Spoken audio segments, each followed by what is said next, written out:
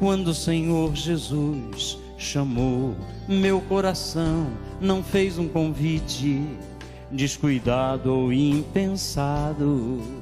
Não quis apenas ser gentil ou educado, mas deixou claro que havia algo importante a ser feito. Mas para que esse algo eu conhecesse, era preciso andar. Irmãos, esse livro que nós temos aqui hoje, pelo qual nós estamos reunidos e vamos lê-lo e refletir nele, é o livro que foi escrito pelo maior autor de todos os tempos e que conta a maior história que já aconteceu, que ainda vai se encerrar. É também o maior livro de todos os tempos e que resolve o maior mal que já aconteceu. Eu estou falando de um Deus que é criador, totalmente santo, poderoso, grandioso, totalmente distante da sua criação, no sentido de ser 100% santo, e que em algum momento ele decidiu criar, se revelar a nós. E em 6 dias ele criou tudo que nós conhecemos hoje, céus, terra, mar, e nos criou. E a gente já sabe onde é que essa história vai parar. Um dia, Adão e Eva pecaram e, infelizmente, perderam a comunhão plena que eles tinham com o Criador. Diante disso, nós, a raça humana, se distanciou do Senhor cada vez mais. Violência, pecado, traição, maldade, sensualidade, corrupção, cada vez mais aumentava no mundo. Relacionamentos cada vez mais quebrados e distantes do padrão que Deus havia criado. Mas mesmo no relato de Gênesis, mesmo naquele registro da queda e da quebra da nossa comunhão com Deus, o próprio Deus já nos fez uma promessa, que enviaria alguém, descendente da mulher, que iria vencer a serpente, mesmo que fosse ferido. E assim a história caminhou para frente. E assim ocorreu durante toda a história. Profetas, reis, Deus separando homens para que executassem a sua obra, separando a nação no meio de tantas, para que essa nação fosse o seu povo. Até que na plenitude dos tempos, quando finalmente chegou a hora, Deus envia o Messias. Ele mesmo desce à terra, se encarna, habita entre nós, se faz homem e executa a sua obra. Executa o seu plano que havia traçado desde antes da fundação do mundo. Deus se fez carne, viveu em sofrimento, viveu ensinando, fazendo milagres, expulsando demônios, mostrando o poder que ele tinha, mostrando que ele veio para salvar e para servir, morrendo uma morte dolorosa, cruel, vergonhosa.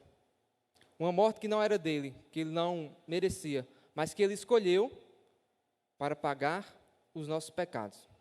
E a boa notícia que nós sabemos é que ele ressuscitou e que hoje está vivo e que ele reina e que um dia nós estaremos com ele. E que um dia ele irá vencer toda a maldade. Ele irá encerrar com todo o pecado. Ele irá vencer, porque já venceu na cruz, mas irá terminar também o seu plano, prendendo Satanás no lago de fogo, vencendo a morte, sendo exaltado por todas as tribos, povos, nações e raças. Essa é a história da Bíblia. Essa é a história do mundo. E essa é a minha história e a sua também.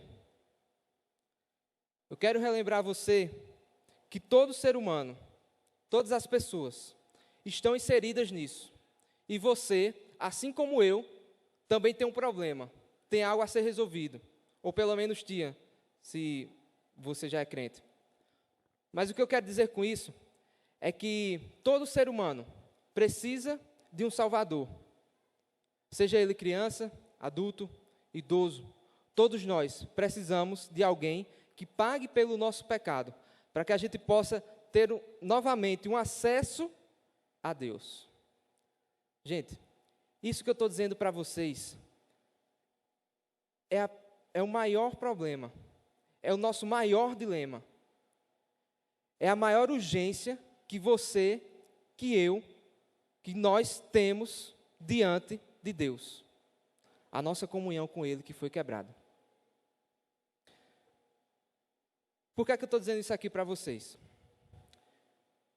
Olhando a minha vida e também a vida das pessoas e do mundo por aí, me preocupo muito com o fato da gente estar muito inserido em meio às atividades, em meio às responsabilidades, em meio às circunstâncias que aparecem nas nossas vidas. E muitas vezes, por muito e muito tempo, nós nem sempre damos o devido valor e a devida importância do que isso significa para a gente. Quantas vezes você já não entrou no automático? Quantas vezes você já veio aqui para a igreja simplesmente por vir? Quantas vezes você está indo simplesmente trabalhar por trabalhar, pelo dinheiro? Quantas vezes você já não acordou e pensou, mais um dia, vamos lá. É trabalhar, estudar, cumprir minhas responsabilidades e pronto. Mais um dia será vencido. Mas nós esquecemos muitas vezes que nós precisamos buscar a Deus, se acertar com Ele, buscar ao Senhor Jesus Cristo, para que Ele nos leve ao Pai, para que Ele nos mostre o caminho que Ele mesmo já abriu. E mesmo crentes, mesmo igrejas que conhecem a verdade, que conhecem o Evangelho, que sabem de cor e salteado versículos, doutrinas, ensinamentos, podem cair nesse erro. Podem se deparar com momentos na vida que não estão mais em tanta comunhão com o Senhor como deveriam. A gente está estudando, eu estou estudando aqui com vocês o livro de Colossenses. E a igreja de Colossenses também passava por situações parecidas como essas. Os crentes daquela época também eram desafiados, mais ou menos nesse sentido. Não sei se vocês lembram, mas o evangelho havia chegado na igreja de Colossenses. E agora Paulo estava mandando uma carta para a igreja. Mesmo preso, ele viu uma carta dizendo o seguinte para a igreja: meus irmãos, muito me alegro das notícias que eu escutei sobre vocês. Eu vi que o evangelho cresceu nesse lugar que vocês estão e que ele está dando frutos, que alegria. Mas eu tenho um desejo para vocês e eu oro para isso. Eu quero que vocês vivam a plena vontade de Deus na vida de vocês. E aí? Que desafio grande. Viver plenamente a vontade de Deus para a minha e para a tua vida. Difícil, não é? Dia após dia, situações, pensamentos, preocupações. A gente sempre está ligado ali. Meu Deus, o que é que o Senhor quer que eu faça? Por onde quer que o Senhor quer que eu caminhe? Onde é que o Senhor quer me levar? O que é que eu devo fazer? Qual decisão eu devo tomar? Com quem eu devo me relacionar? E agora, essa era uma preocupação também da igreja dos Colossenses. E aí depois disso, Paulo lembra aquela igreja que aquele evangelho que estava trabalhando na vida deles tem um centro. Tinha alguém pelo qual tudo aquilo estava acontecendo. Ninguém menos que o Senhor Jesus Cristo. E aí Paulo faz aquela defesa sobre a pessoa de Cristo, dizendo que Ele é superior sobre tudo, que Ele é o próprio Deus, que Ele é dono de todas as coisas, que Ele é o primogênito de toda a criação, que Ele é o cabeça da igreja, que a Ele tudo pertence, tudo foi feito por Ele, por meio dEle e para Ele.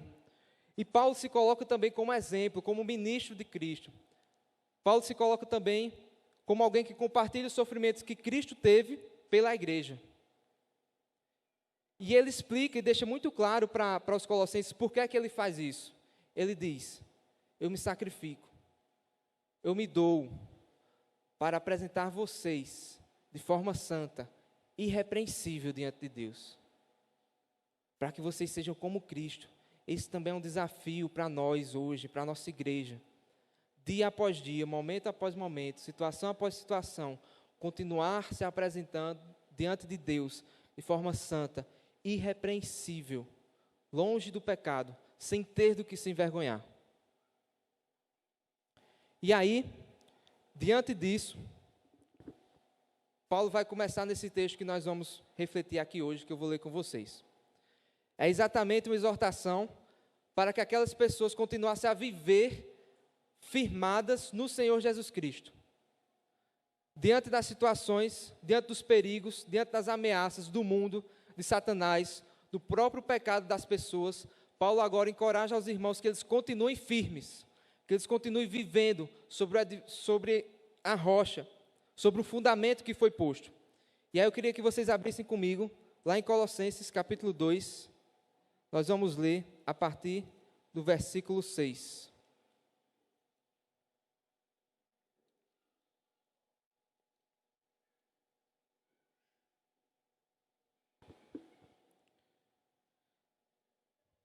Colossenses capítulo 2, a partir do versículo 6, que diz o seguinte: Portanto, assim como vocês receberam Cristo, Jesus, o Senhor, continuem a viver nele, estando enraizados e edificados nele, e confirmados na fé, como foi ensinado a vocês, crescendo em ação de graças. É exatamente o que eu falei para vocês agora. Paulo agora orienta que os colossenses continuem a viver em Cristo, continuem a viver nele, essa é a primeira ordem. Continuem a viver nele. Como? Do mesmo jeito que vocês o receberam, sem deixá-lo, sem escutar outras coisas, sem se mover daquelas verdades. A missão daquele povo era continuar uma vida conforme aquilo que eles haviam recebido. Enraizados, é a ilustração exatamente de algo que não se move, que tem raízes, que está fixo, edificados. Além de estarem fixos, enraizados ali, eles também crescem, eles também prosperam, eles também avançam para frente, firmados naquilo que eles já tinham recebido, o próprio Senhor Jesus Cristo, e confirmados na fé, como foi ensinado. Paulo lembra a eles que o crescimento, que as raízes que eles deveriam ter, que o fundamento que eles deveriam ter, era conforme aquilo que eles tinham recebido e que foi ensinado. Através da pregação da palavra, através do compartilhamento dessa história que eu comecei aqui falando para vocês, era que aqueles irmãos iriam continuar firmes no Senhor. Por que é que Paulo dá essa exortação para eles? Por que é que Paulo diz para que eles continuem vivendo em Cristo? Versículo 8. Tenham cuidado, para que ninguém venha enredá-los com sua filosofia e vãs sutilezas, conforme a tradição dos homens, conforme os rudimentos do mundo, e não segundo Cristo. Naquela época, aquele momento da igreja, ela estava passando por ameaças. Ameaças que agora eram filosóficas, doutrinárias, de ensino. E Paulo exorta os irmãos para que eles continuem vivendo firmes e tendo cuidado com os ensinos, com as filosofias, com as vãs sutilezas que poderiam enredá-los. Paulo diz, cuidado, para que essas coisas que estão ensinando entre vocês não o tirem de onde vocês estão, não desviem vocês do caminho, tirem as raízes que vocês têm, façam com que vocês parem de crescer como vocês estão crescendo, façam com que vocês parem de ter uma vida em ação de graças como vocês estão tendo. O que são essas filosofias? O que são esses ensinos? Ainda no versículo 8, ele aqui já começa a ensinar, ele já começa a esclarecer para aqueles crentes como eram essas coisas que estavam agora batendo na porta da igreja e se incorporando ao ensino. Primeiro, era algo filosófico, filosofia, ideias, ensino. Além disso, era algo que era vãs sutilezas, coisas que não tinham tanta eficácia, coisas que nem sempre eram tão úteis assim, mas que aos pouquinhos iriam se inserindo, aos pouquinhos iam entrando na mente, naquilo que eles pensavam, na forma que eles viviam. Esses ensinamentos, essa doutrina, não era a doutrina de Cristo que eles haviam recebido e que eles deveriam viver sobre ela. Na verdade, como o versículo 8 diz, são vãs sutilezas conforme a tradição dos homens. não conforme o ensino de Deus, não conforme a revelação que foi dada por Deus àquelas pessoas, mas conforme as filosofias humanas, os pensamentos humanos, conforme os rudimentos do mundo. E aí vem um pouquinho de problema de interpretação, mas basicamente é conforme as influências do mundo, conforme as influências malignas, influências espirituais que estavam inseridas naqueles pensamentos. E que esse sistema de pensamento que estava chegando na igreja, que era humano, que era sutil, não era também segundo Cristo. Essa é a primeira lição de Paulo para aquela igreja. Eles tinham que ter cuidado com os ensinamentos que eles estavam recebendo, que não eram segundo Cristo. Qualquer doutrina, qualquer ensinamento, qualquer questão, qualquer pensamento, ideia, que não tenha Cristo como centro, que não tenha Cristo como base, e que não esteja alinhada com a revelação de Deus para os homens, deveria ser rejeitada. Eles deveriam ter cuidado, ter um pé atrás, para que esses ensinamentos não os sequestrassem, não os enredassem, não os tirassem do caminho. Portanto, como viver uma vida firmada em Cristo? Eu comecei resumindo aqui exatamente um pouquinho do panorama bíblico e o desafio que nós como crentes temos de estar sempre nesse caminho. E quantas vezes nós somos tentados a desviar, a sair, a esquecer. Quantos exemplos nós já não vimos por aí? Pessoas que se diziam crentes, pessoas que estavam em comunhão, no meio da igreja, mas que em certo momento da caminhada se desviou. E aí eu pergunto, como então ter uma vida firmada em Cristo?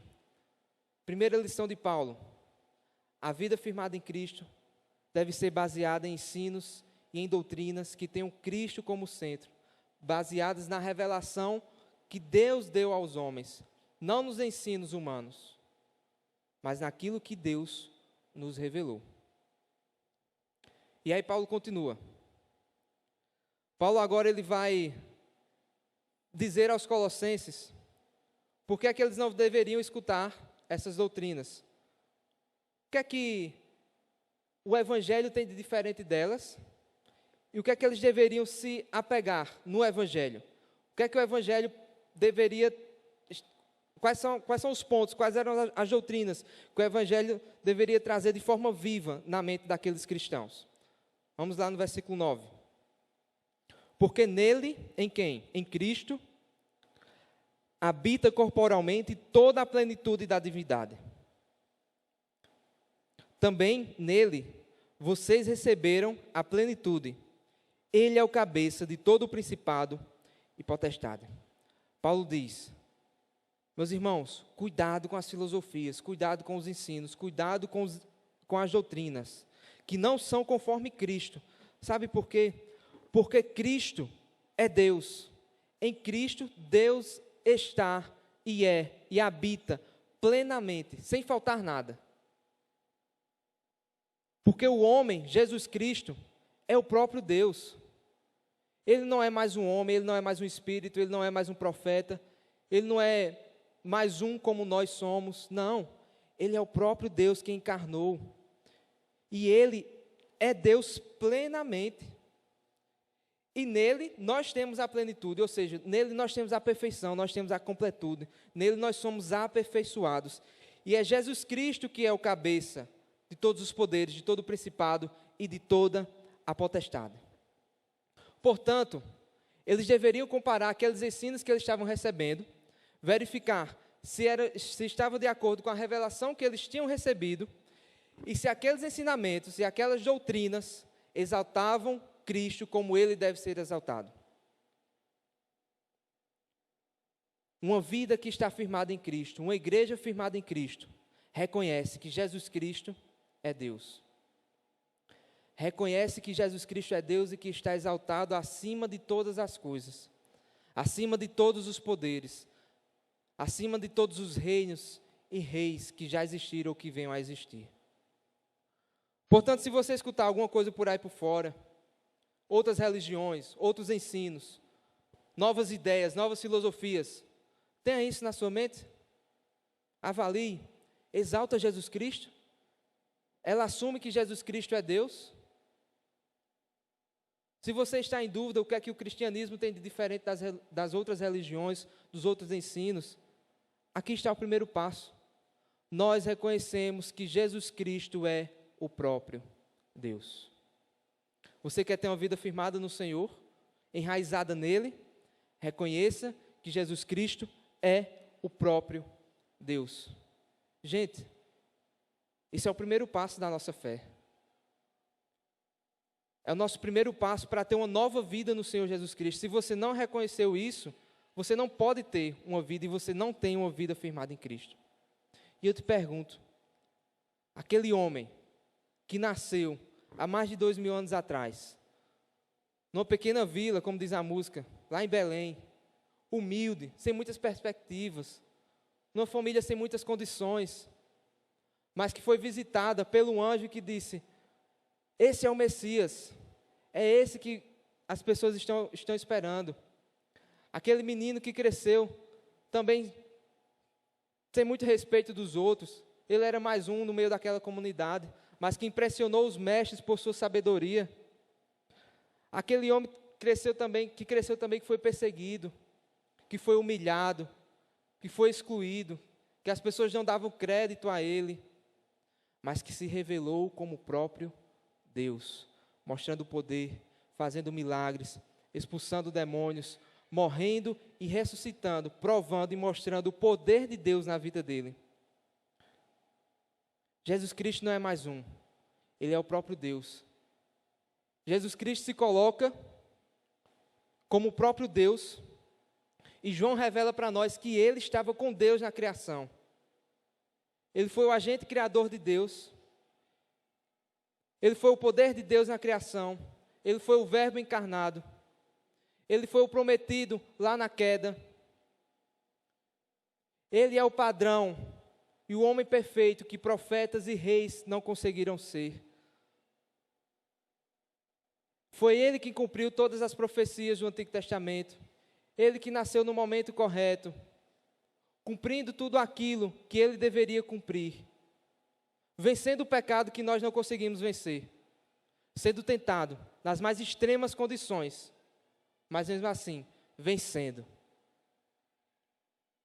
Meus irmãos, Jesus Cristo diz claramente que ele é ninguém mais, ninguém menos que o próprio grande eu sou. Quem aqui jamais poderia dizer uma coisa dessa? Quem jamais na história poderia dizer isso? Que é Deus, que é santo, que não tem pecado. Mas ele diz: eu sou Deus, eu sou o grande eu sou. E é ele quem virá no fim dos tempos para vencer definitivamente. E eu te pergunto, você acredita que Jesus Cristo é Deus? Jesus Cristo é Deus para você? Ou ele é mais um, no meio de tantos? Isso faz diferença. É exatamente isso que vai fazer a diferença para a eternidade. É exatamente isso que vai definir o teu destino, teu julgamento. E não apenas na eternidade, mas isso define como nós vivemos hoje. Porque aquele que quer viver firmemente precisa reconhecer que Jesus Cristo é o próprio Deus e que Ele é Rei e soberano sobre as nossas vidas. Portanto, uma igreja e uma vida firmada no Senhor sabe quem Jesus Cristo é. E tem isso de forma muito clara em suas mentes. E aí, a partir do versículo 11, Paulo agora muda um pouquinho a perspectiva e continua nos ensinando. Nele também vocês foram circuncidados, não com a circuncisão feita por mãos humanas, mas pela remoção do corpo da carne, que é a circuncisão de Cristo, tendo sido sepultados juntamente com ele no batismo, no qual vocês também foram ressuscitados por meio da fé no poder de Deus, que o ressuscitou dentre os mortos. A revelação de Cristo mostra quem Ele é, mas também mostra quem nós somos em Cristo. E nós temos visto no livro de Colossenses que a revelação de Deus, o mistério que estava escondido é exatamente esse. A revelação de Cristo, o Rei soberano, que está formando um povo para si, a sua igreja, de forma que Cristo é o cabeça, a igreja é o seu corpo, e eles estão unidos. Portanto, quem nós somos no Senhor Jesus Cristo? Primeiro, nós passamos pela circuncisão de Cristo.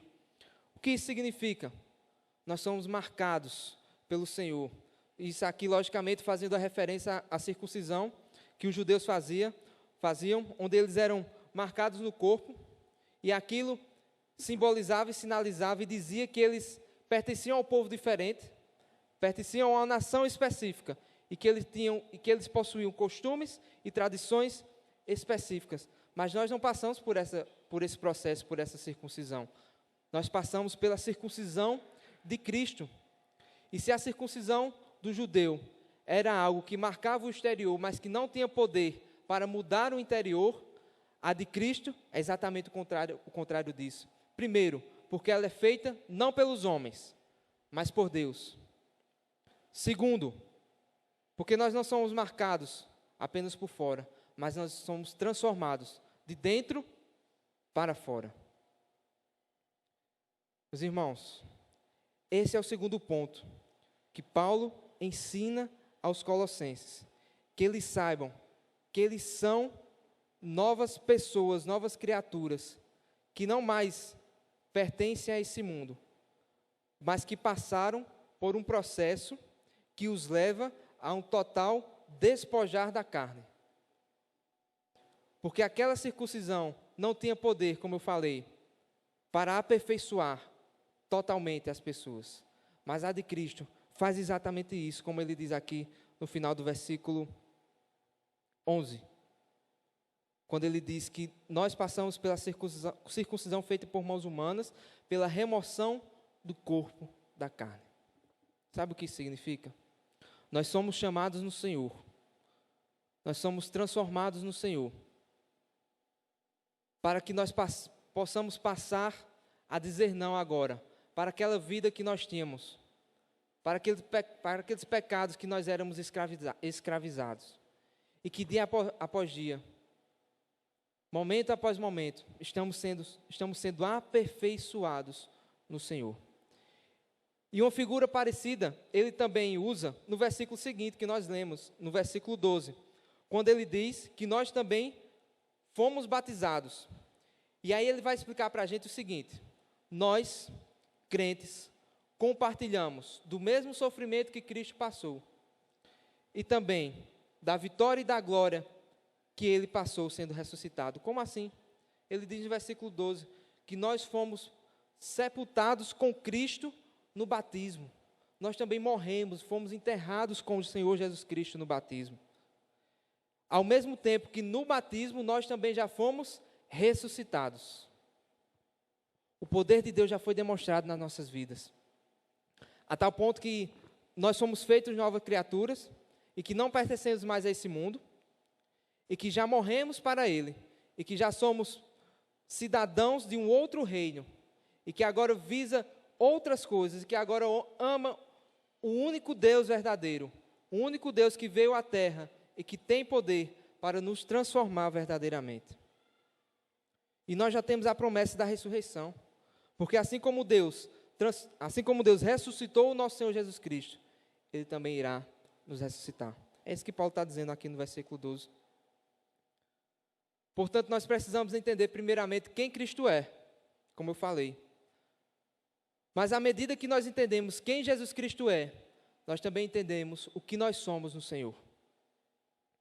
Nós somos um corpo, um organismo vivo, que não está morto mais, mas que foi sepultado e que já tem a vida e que está ligado ao Senhor. É exatamente essa ideia de união. Nós somos sepultados com Cristo e também seremos ressuscitados por meio da fé com Ele. É isso que Paulo está dizendo. E aí, a partir do versículo 13, ele vai dizer agora o que é que o nosso Senhor Deus fez por nós. Versículo 13. E quando vocês estavam mortos nos seus pecados e na incircuncisão da carne, Ele lhes deu vida juntamente com Cristo, perdoando todos os nossos pecados. cancelando o escrito de dívida que era contra nós e que constava de ordenanças, o qual nos era prejudicial. Removeu-o inteiramente, cravando-o na cruz e despojando os principados e as potestades. Publicamente os expôs ao desprezo, triunfando sobre eles na cruz. Esses versículos narram para a gente o que é que o nosso Deus fez por nós. Primeiro, versículo 13, volta aí no versículo 13. Todos os nossos pecados foram perdoados. Você tem dúvida disso? Aqui está mais que claro. Você tem dúvida que o nosso pecado tem poder para nos condenar, para nos acusar? Meus irmãos, a obra do Senhor Deus foi completa, de tal forma que todos os nossos pecados foram perdoados. E essa ação, como o versículo 13, é uma ação que veio de Deus, que não veio de nós, porque nós estávamos mortos. Nós não teríamos poder jamais para fazer isso. Mas Ele nos deu essa vida, uma vida juntamente com Cristo, ao perdoar os nossos pecados. Portanto, os crentes que estão ligados ao Senhor Jesus Cristo possuem uma nova vida dada pelo próprio Deus. E não somente isso, o versículo 14 e o versículo 15 narra também para a gente como é que Deus executou isso, como é que Deus nos deu vida. E perceba que tanto no versículo 14 como no versículo 15, o cenário para isso é a cruz.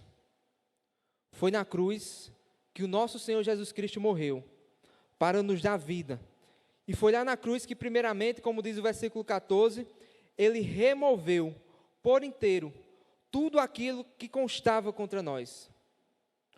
Todos os nossos pecados, a nossa iniquidade, a prova, o nosso histórico, todo o registro dos nossos pecados foram apagados, cancelados. E aquela dívida que nós tínhamos com o Senhor Jesus Cristo, com Deus, que nós herdamos desde o Éden, na cruz, foi paga pelo sangue derramado. Portanto, o pecado, a nossa dívida agora, não tem mais poder sobre nós. E ela já não pode mais ser usada como prova, como testemunha contra nós. E além dos nossos pecados e dívidas terem sido removidas, também os nossos acusadores, aqueles que lutam contra Deus e contra os eleitos do Senhor, também foram derrotados na cruz. É o que diz o versículo 15. Porque o nosso Senhor Jesus Cristo, lá na cruz, despojou todos os principados, todas as potestades, publicamente os expôs ao desprezo. Eles acharam que tinham vencido o nosso Senhor. Eles acharam que finalmente haviam conseguido o que tanto estavam querendo por tanto tempo. Mas eles foram envergonhados. Eles foram despojados. O nosso Senhor Jesus Cristo venceu sobre eles na cruz. E essa é a obra do Senhor. Foi isso que Ele veio executar enquanto estava na terra. Portanto, a igreja, você, eu, além de nós precisarmos saber quem Cristo é, o que nós somos no Senhor Jesus Cristo, nós precisamos também entender o que é que Deus fez por nós. Nós somos um povo perdoado. Nós somos um povo amado. Um povo pelo qual Deus entregou o próprio Filho para nos salvar. Um povo que teve o seu inimigo derrotado, não pelas suas forças, mas pelo próprio Deus.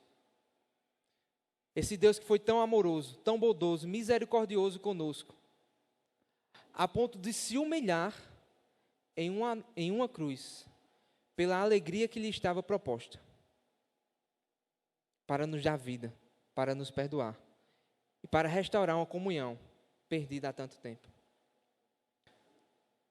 Uma vida firmada no Senhor Jesus Cristo precisa ter isso vivo na mente, para que a gente não seja enganado, para que a gente não seja acusado, para que a gente não volte a velhos hábitos, a velhos ensinos, a velhas doutrinas, que dizem para a gente que Jesus Cristo não é tão Deus assim, que você não é quem você pensa que é, que você ainda tem uma dívida com Deus, que Deus não te ama tanto, que você ainda precisa fazer algo para Deus, para que Ele possa te perdoar e amar mais um pouquinho.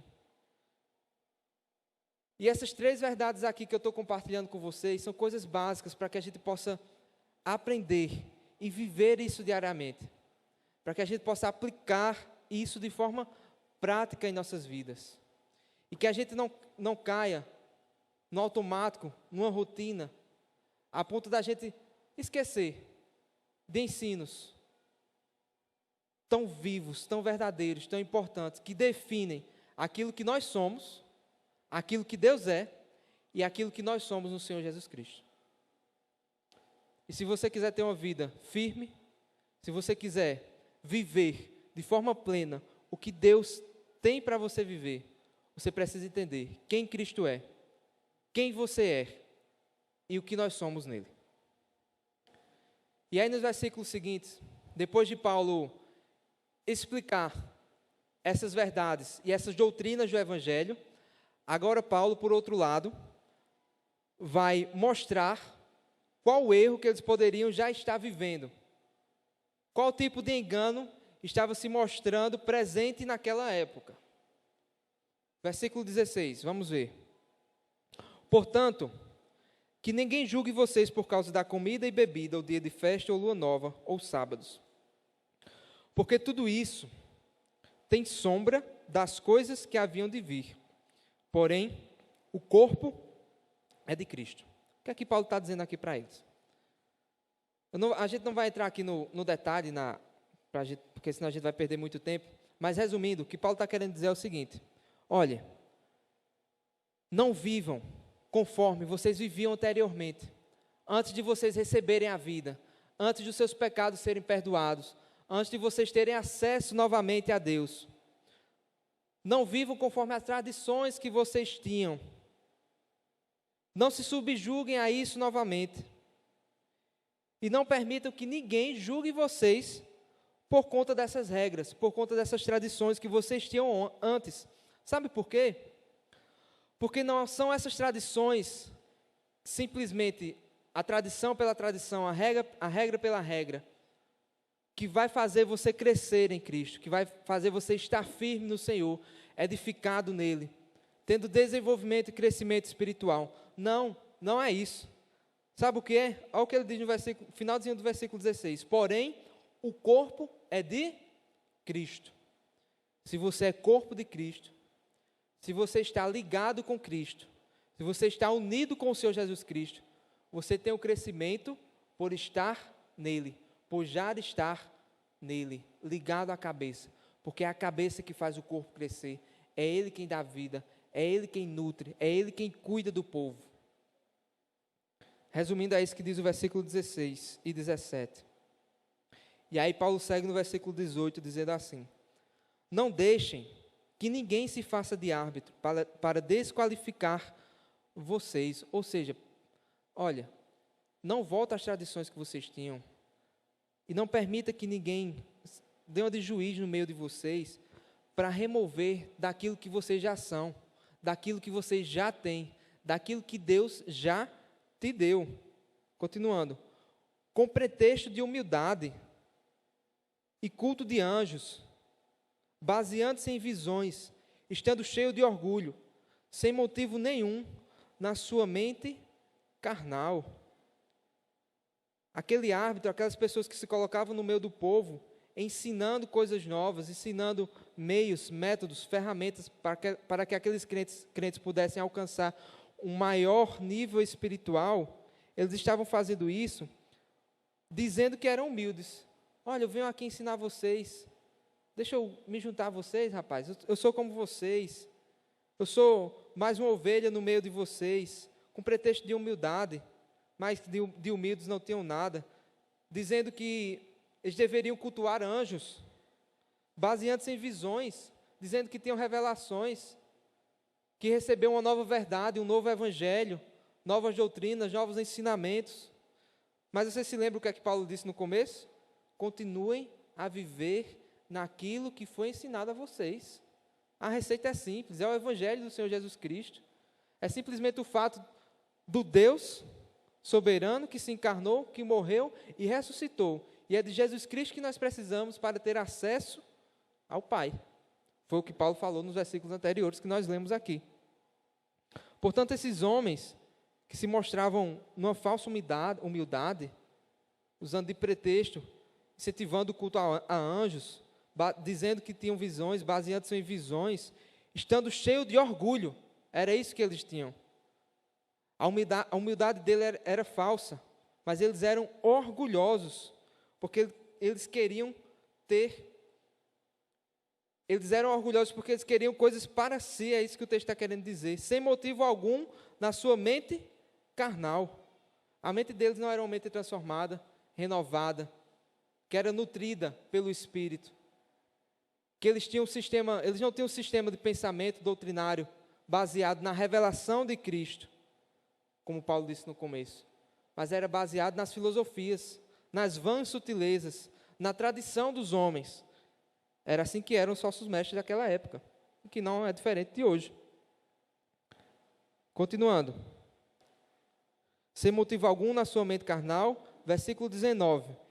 E não retendo a cabeça.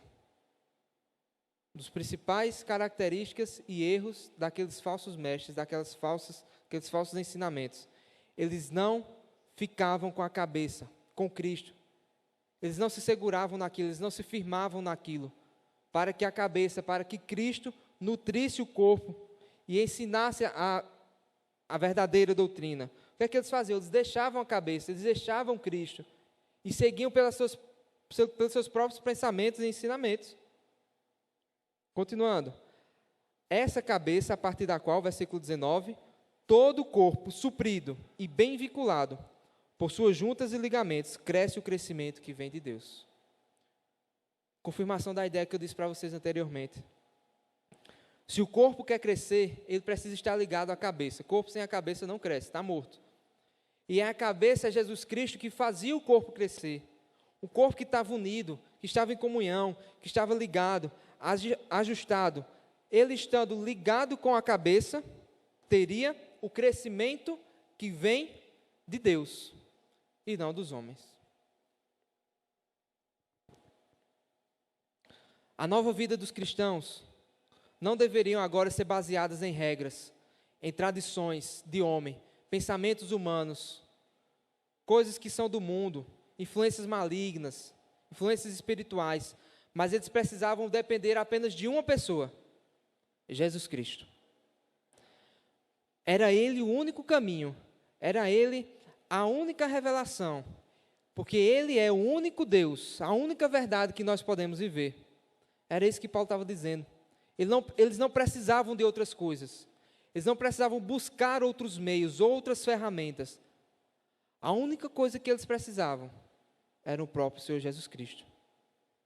Portanto, a partir do versículo 20, Paulo vai dizer o seguinte: se vocês morreram com Cristo, e aí isso remete aos versículos anteriores, vocês não receberam a vida, vocês não foram batizados, sepultados, e agora vocês têm uma nova vida com Cristo, versículo 20.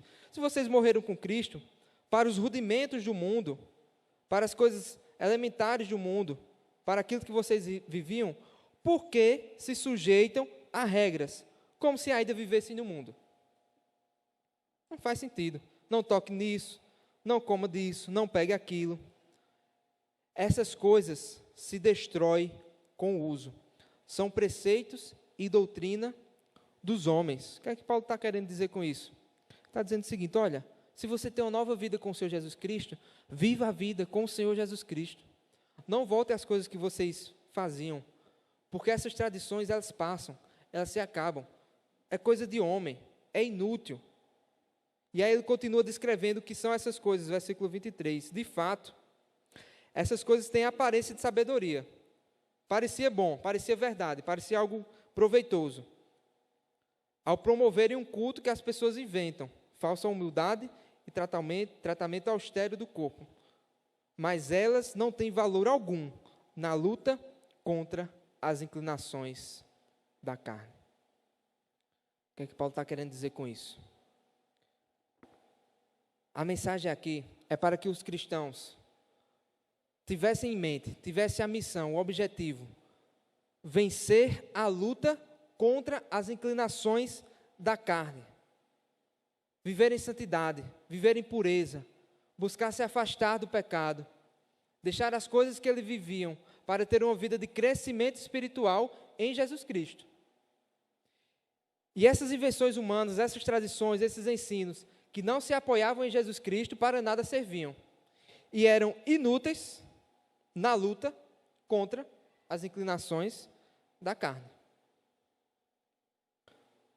Portanto, aqueles irmãos agora deveriam deixar as coisas que eles tinham, dar um passo reconhecendo que Jesus Cristo é Deus soberano sobre todas as coisas, ter em mente que eles são novas criaturas, eles são um novo povo no Senhor, e que eles já receberam a vida, eles já têm tudo aquilo que eles precisam, a vida no Senhor Jesus Cristo, porque eles já foram sepultados e ressuscitados por meio da fé em Cristo.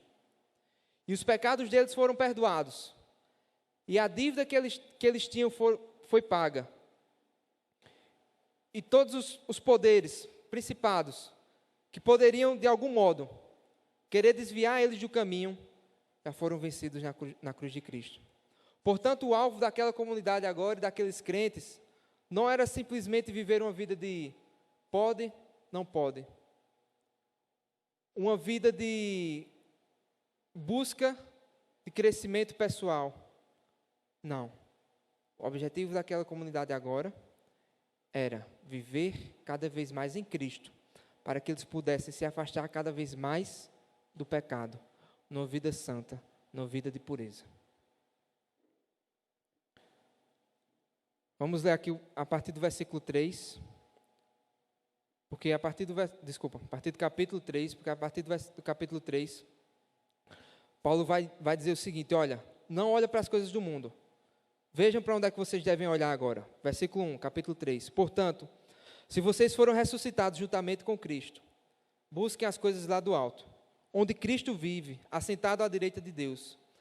Pensem nas coisas lá do alto, e não nas que são daqui da terra, porque vocês morreram, e a vida de vocês está oculta juntamente com Cristo em Deus. Quando Cristo, que é a vida de vocês, se manifestar, então vocês também serão manifestados com Ele em glória. Os cristãos deveriam viver olhando para o alto, vivendo e pensando nas coisas do alto, e não nas coisas daqui da terra. E aí Paulo conclui aqui o pensamento, e aí a partir dos próximos versículos a gente vê nas próximas mensagens, se Deus permitir. Mas, diante disso que Paulo falou, eu queria retomar aqui alguns pontos que são bem importantes da gente entender, já que a gente já conseguiu passar por todo esse texto, todo esse pensamento. Queria apenas refletir com vocês em algumas coisas. Meus irmãos, primeiramente, nós precisamos ter em mente uma coisa. O livro de Colossenses tem uma mensagem bem clara para a gente. Sabe o que é que o livro de Colossenses diz para a gente? Diz assim: Jesus Cristo é tudo o que nós precisamos.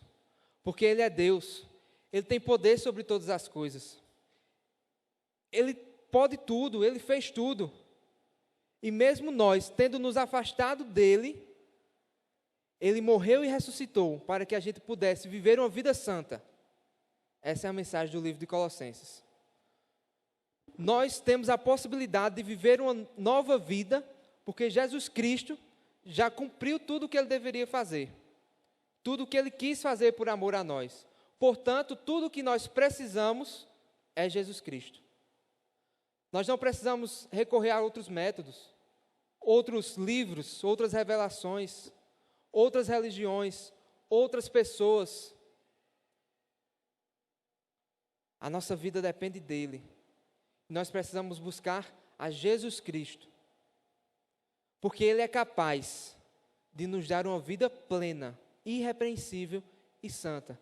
Se Jesus Cristo foi capaz de viver em santidade, de morrer e de ressuscitar, Ele também é capaz de nos fazer viver como Ele viveu. Ele também é capaz de nos ensinar a vencer o pecado, de viver uma vida de comunhão plena com Deus, de vencer aquilo que nós tantas vezes caímos, nossos pecados que muitas vezes nós escondemos dos outros, que mesmo as pessoas mais íntimas não sabem que nós cometemos, que mesmo as pessoas mais chegadas não sabem direito quem nós somos, mas Jesus Cristo é capaz de nos dar uma nova vida, uma vida de santidade, que não é alcançada pelas coisas que o mundo dá, pelas coisas que o mundo ensina, pelas coisas que os homens ensinam, mas é alcançada por uma vida de comunhão com o cabeça, que é Jesus Cristo. E aí eu te pergunto, onde é que a gente tem buscado uma vida de crescimento espiritual? Deixa eu te relembrar uma coisa. Sabe por que tantas vezes a gente falha nos nossos devocionais e leituras diárias? É porque a gente acha que o método, a ferramenta, o cumprir a responsabilidade é que vai nos elevar, é que vai nos fazer crescer espiritualmente.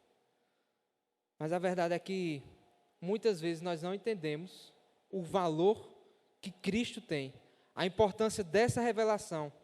Nós não temos o total entendimento daquilo que Cristo é. Por isso que tantas coisas nos tiram da comunhão com o Senhor.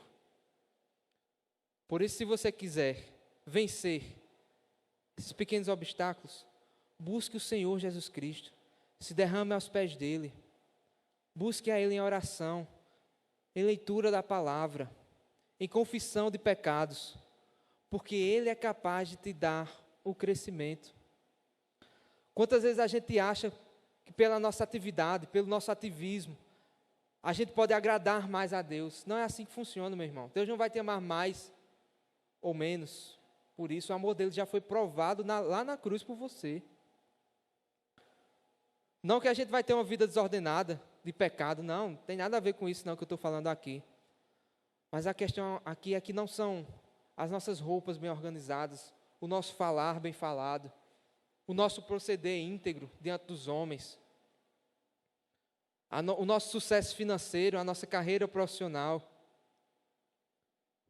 o checklist que a gente faz nos devocionais, as presenças que a gente tem no culto de domingo, nos cultos de oração, não são as coisas em si que nos levam ao Senhor. Logicamente que tudo isso são ferramentas e meios que Deus nos deu graciosamente para nos falar sobre Ele. Mas não use os meios, não use as ferramentas, achando que aquilo vai te dar algum crescimento. Busque a Deus. Busque ao Senhor. Cuidado com o ativismo. Cuidado com isso. Cuidado para não se envolver com tantas coisas na vida e achar que o cumprir das responsabilidades está em vários ministérios ao mesmo tempo. Estar em comunhão aqui com as pessoas é isso que vai te dar o crescimento espiritual em si. Entenda o que eu estou dizendo. A gente não está aqui descartando isso. Não tem nada a ver com isso. Mas busque a Deus, busque ao Senhor, busque ao Senhor Jesus Cristo. E uma coisa, confie que Ele é capaz de fazer isso.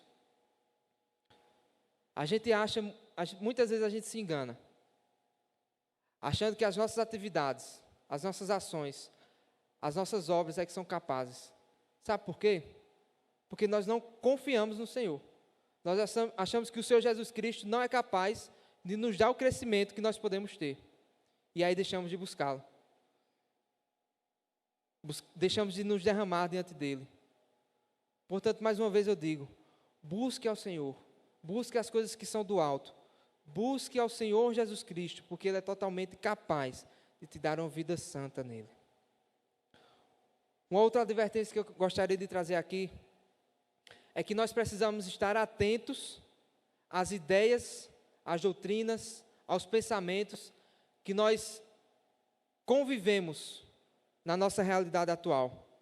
É o que Paulo diz lá no versículo 8, nós lemos aqui. Cuidado com as filosofias, com essas vãs sutilezas, porque são coisas de homem. E eu pergunto a você, em base em que você tem vivido? Qual o fundamento que você está usando para edificar a tua vida? Será que você já não está contaminado com as ideias do mundo, com as tradições dos homens? Será que você não acha que alguns ensinamentos que tem aí pelo mundo são coisas boas e que nos dão uma vida melhor, e é isso que vai nos fazer ter uma vida melhor? Você está esperando em quê para crescer? Para ter um desenvolvimento espiritual?